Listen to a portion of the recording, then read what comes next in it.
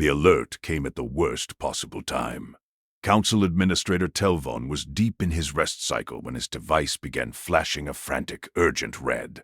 In the corridors of the Galactic Council, this color meant only one thing. Something had happened that could not wait for the morning. For 50,000 years, the region of space known as the Orion Spur had been a graveyard. It was a sun-sand, empty corner of the galaxy, where automated probes did nothing but map cold dust and silent asteroids. But that night, the scout vessel Morning Light found something that should not exist. Telvon watched the data scroll past his eyes. A yellow star, 8 planets. Then he saw the third planet's signature: oxygen, nitrogen, liquid water, artificial satellites, and the most shocking detail of all, genetic markers that matched the ancient colony worlds founded by the ancestors. Telvon whispered a name that had been a myth for 70,000 years. They had found Earth. Within 2 hours, the great chamber was full. 800 species sat in stunned silence. They were looking at a blue marble floating in a holographic display. For most of these species, humanity was a ghost story, a species that had seeded the stars and then vanished into the dark. But the data was undeniable. Billions of humans were alive.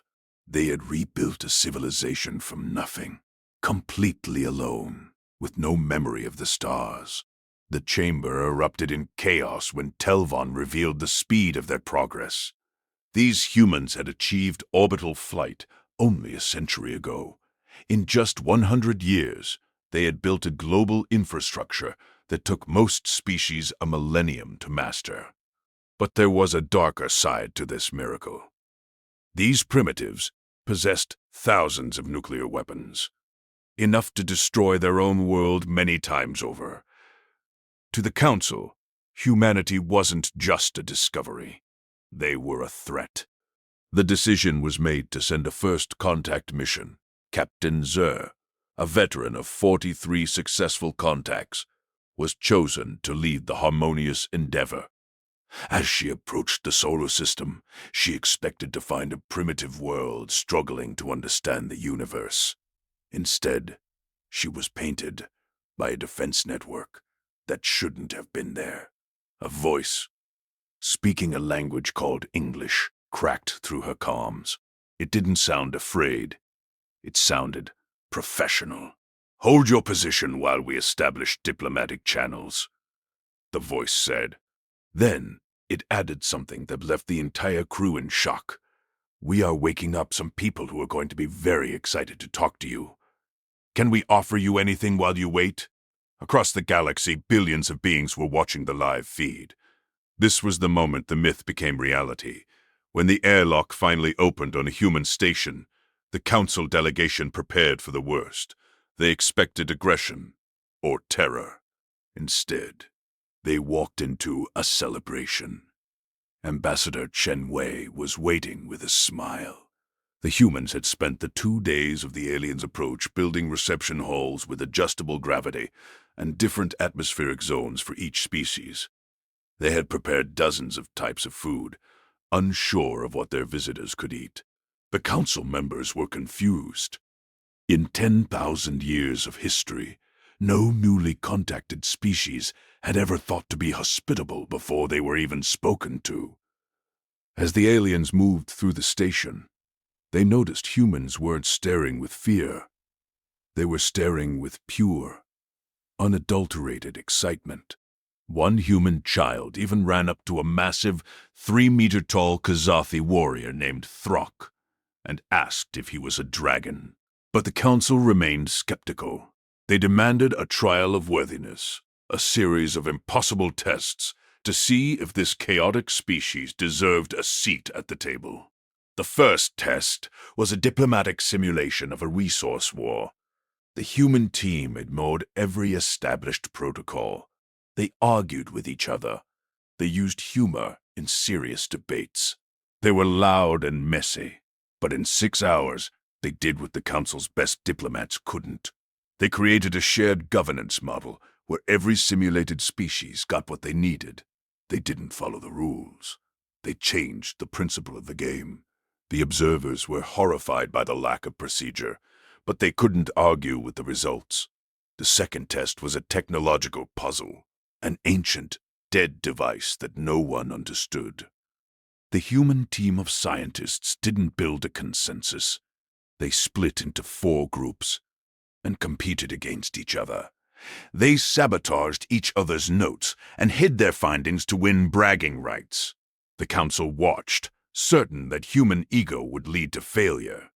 But then, a single breakthrough happened.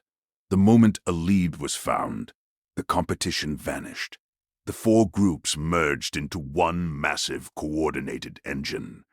They mapped the device's function in 5 days, a task that usually took months. They didn't just solve it.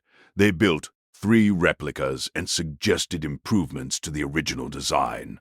They worked through chaos to find speed. Then came the final test, the crisis response. A colony ship with 5,000 people was on a collision course with a star. The simulation was designed so that only 3,000 could be saved.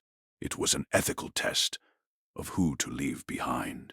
The human commander, Admiral Chen Patel, looked at the screen for 15 minutes and rejected the premise.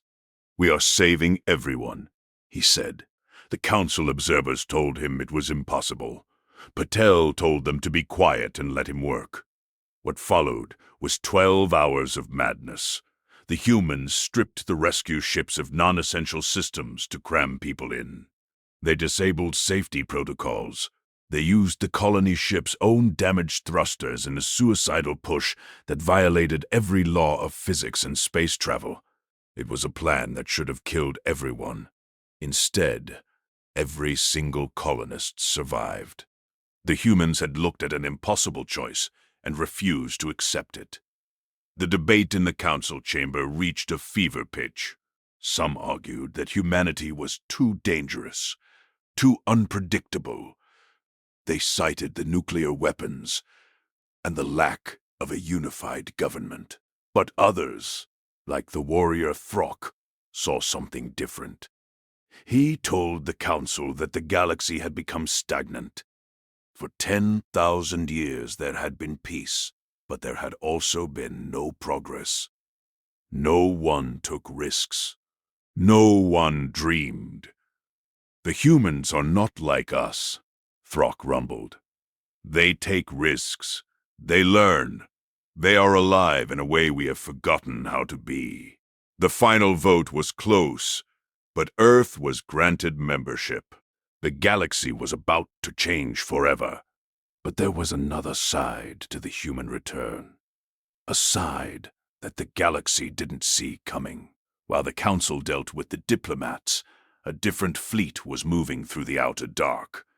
This was a fleet of 4,000 ships, silent and purposeful. They weren't looking for membership. They were here to settle accounts. For 300 years, humans had been keeping a ledger.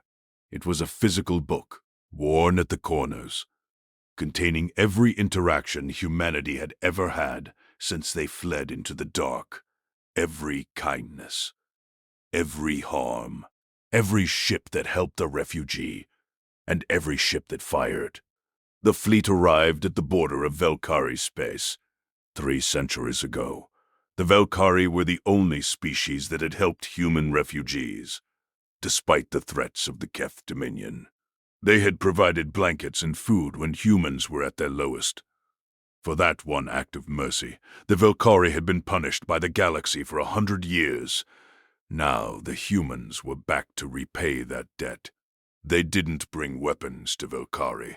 They brought freighters. Human engineers landed and began building infrastructure that had been lost for centuries. They built water systems, medical facilities, and schools. They returned everything that had been taken from the Velkari, calculated down to the last credit. On the school door, they placed a plaque that read, "From the children of the 40,000." But the ledger worked in both directions. The Keth Dominion, the empire that had tried to exterminate humanity 3 centuries ago, watched in terror as the human fleet moved toward their worlds. The Dominion sent 41 warships to intercept. They were the pride of the fleet. They vanished. No debris, no signals, just a clean, total silence. Then, the humans reached the Dominion's homeworlds. They didn't commit a massacre. They were too disciplined for that. Instead, they methodically relocated the entire population to smaller, unresourced worlds and dismantled every piece of military and industrial infrastructure. They removed the mechanism of harm. The accounts for the Dominion were closed. The galaxy watched as the ledger was made public. Every species could now see their own history through human eyes. For some, it was a gift, a sudden influx of technology and medical cures for diseases that had plagued them for generations. For others, it was a bill that had finally come due. The transparency was more powerful than any weapon. It forced the galaxy to look at itself honestly for the first time in eons. Humans weren't just joining the civilization. They were reminding the galaxy what it meant to be civilized. In the years that followed, the stagnant patterns of the Galactic Council began to dissolve. Human music, like jazz, filled the stations. Human movies showed the aliens how to express emotions they had long suppressed. Human curiosity drove explorers into regions of space that had been ignored for 50,000 years. The primitive humans, with their chaotic governments and their emotional outbursts, became the glue that held the galaxy together. They formed families with strangers. They adopted animals from other worlds. They argued. They made mistakes. And they apologized. They brought growth back to a universe that had settled for mere survival. Ambassador Chen Wei, in her final speech before retirement, looked out at a room where 800 species were now harmonizing in a way that was once unthinkable. She reminded them that humanity had never wanted to conquer the stars. They had only wanted to find them. They had spent 70,000 years in isolation, looking at the sky and hoping someone was looking back. When they finally found the galaxy, they didn't see a place to rule. They saw a family they had been waiting to meet. The galaxy had found Earth after a search that lasted 50,000 years. But in the end, it was Earth that truly found the galaxy. They brought a reckoning that was also a gift, and a homecoming that was also a transformation. The era of the Council was over. The era of humanity had begun.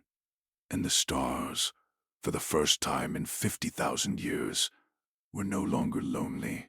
The ledger of the past was settled, and a new book was being written, one where the primitive species from the Orion Spur taught the oldest empires how to dream again.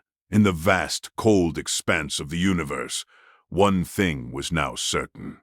Some stories never die. They just wait for the right moment to return.